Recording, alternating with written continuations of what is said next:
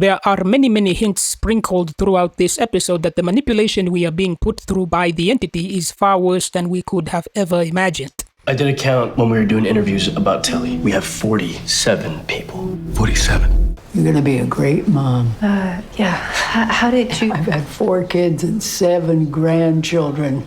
What happens here in this moment with Kenny is very revealing about the true depths of the absurd levels of manipulation being experienced by the people living in this town, and that we are all being played by the evil forces of Fromland in so many different ways that we could literally never truly be able to comprehend just how rigged this game is. Like, I want you to think about this. Why would the writers have Kenny pointing out that there are 47 people in the town, while also having Kenny specifically point out that the reason he knows that in the first place is because they counted everyone in the town immediately after Tilly was killed by Fatima? And when you consider that they specifically chose to put this line in the very same episode that revealed with 100% certainty that there is at least one entity in the town that can shapeshift into other people, it's obvious that this is not a coincidence. They are trying to tell us exactly what we've always known, that the reason Tilly was gaslighting Fatima into believing that there was nothing wrong with everything that her demonic baby was making her do was simply to ensure that Smiley would be reborn. So, in other words, the writers are trying to tell us that there is clearly a direct connection to Tilly and the Kimono Demon, who is possibly the matriarch of all of the monsters, or maybe specifically the entities like the Man in Yellow, so on and so forth, which is why the scene that I'm about to show you matters so much in this conversation.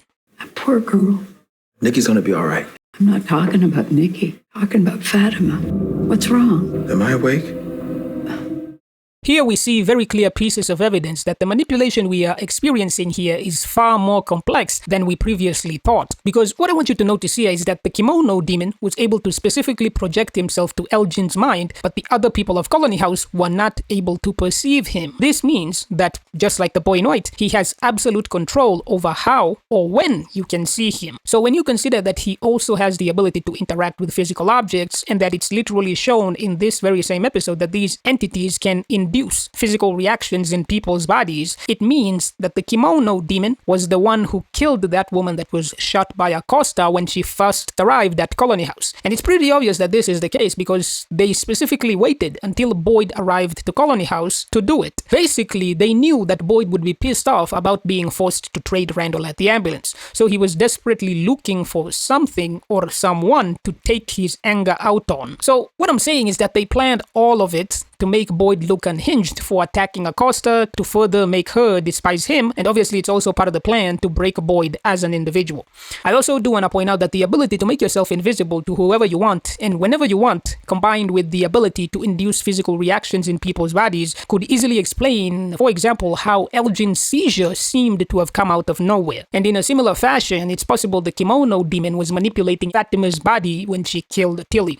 And he obviously was the same being who manipulated Sarah's body to get her to draw Father Cartry's chocolate bar. This could also explain, for example, how the boy in white appears telepathic, but in reality, this entity could have just been physically touching Sarah while being invisible, specifically to induce a vision of the boy telling her to go into the tree in her brain. And this brings me to something else, which is that there's actually a lot of scenes in this very same episode that heavily imply that the Man in Yellow is actually just a human being who was completely broken by the entity and was deceived into making a deal to become what he is right now.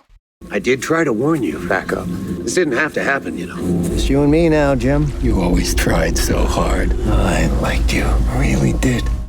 What we see here is obviously one of the many obvious signs that the Man in Yellow is actually just a previous leader of the town who, much like what is happening to Boyd right now, was broken by whoever's actually in control of the monsters and eventually completely gave up on the idea that he could ever defeat the town. So he ended up making a deal to become a monster himself. Because what I really want you to focus on here is in practically every interaction that he has with Jim Matthews, the Man in Yellow keeps emphasizing a very particular point, which is that he not only really liked Jim Matthews, but that he was also really hoping it would never come to this moment where he would have to kill him. He also specifically says that this didn't have to happen, and that he actually tried to warn Jim Matthews in an attempt to avoid this specific outcome. This is very intriguing to me because it directly contradicts his own statement when he's disguised as Sophia in this very same episode where he says that his favorite part of the story is when the supposedly civilized people of the town start to eat each other. Basically, what he's really trying to tell Jim Matthews is is that there is a force in Fromland which exists outside of the Man in Yellow's control that has forced him to take out Jim Matthews. And of course, it's just one of the many signs that this character is a lot more complicated than we are being led to believe, which is why what I'm about to show you matters so much.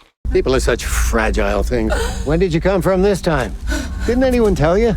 There's no way to change a story once it's been told. Now, what we see here from the Man in Yellow stands out to me for two very obvious reasons. The first is that he uses the same exact term for Julie's astral projection time-traveling ability that Ethan also uses, which makes you question how exactly did Ethan even know the rules of being a storywalker in the first place, or that Julie was traveling through this supposed story at all. And the other thing would be that the Man in Yellow clearly already knew that Julie would be there at that specific moment that he chose to ambush Jim Matthews. Basically, what I'm trying to say is that the Man in Yellow himself, just like Julie, is also a storywalker, which would explain how he could tell Julie with so much certainty that no matter what you do, or how many times you try to do it, you will never be able to change the story. And this, of course, implies that he himself has repeatedly tried in the past to change what happened, only for him to completely fail miserably every single time that he tried to do it, just like what happened to Julie when she tried to stop the death of Jim Matthews. So what I'm trying to say here is that this could easily explain how he himself, the Man in Yellow, could have been broken down by the entity to the point that he was willing to make a deal to become another one of the many servants that he has scattered throughout Fromland that he uses to destroy the people of the town. And what I'm about to show you next directly ties into what I'm trying to tell you. Wake up. Blink twice if you can hear me. It's important you understand. I couldn't come to them as I was. You played a very special role in a very important story.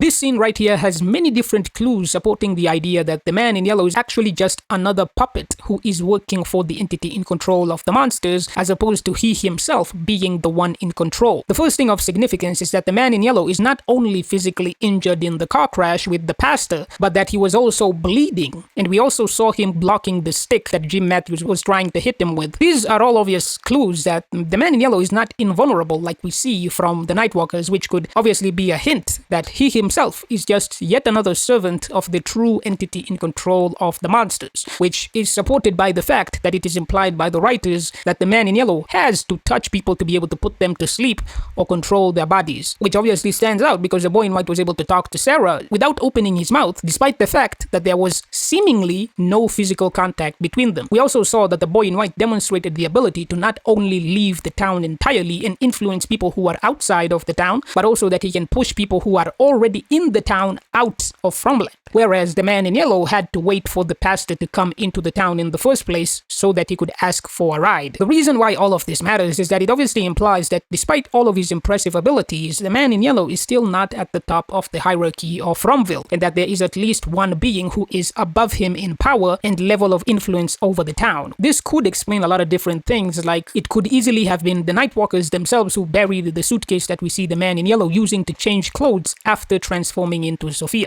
In other words, that they're working with him rather than necessarily being subservient to him. And it could also be that the Man in Yellow himself is not actually a storywalker, but the being that he works for is the one who told them where and when to wait for the pastor's arrival. So this clearly opens up the possibility that the Man in Yellow himself is actually just an emissary for some other entity who exists in the town and was more than likely ordered to come in so that he could offer the people of the town, and especially Boyd, a deal to sacrifice someone for immortality. The reason why I say this in particular is that the Yellow Man specifies to the pastor that he couldn't come to the people of the town as he was. Basically, he's saying that he knows the people are more likely to accept the deal being offered if it's coming from the mouth of Sophia as opposed to his actual form, which would be this clearly mentally ill, homeless-looking old man. In other words, just like the kimono demon who appeared to Elgin as what he believed an angel to look like so that the proposition would be more appealing to the victim, the Man in Yellow is also doing the same thing to get Boyd to accept the deal that he was sent to offer him. And there are many obvious signs that Boyd is more than willing to accept the deal that he is going to be offered, which is something I talked about extensively before. So go watch this video right here to see how we know without a doubt that Boyd has already been broken by the entity.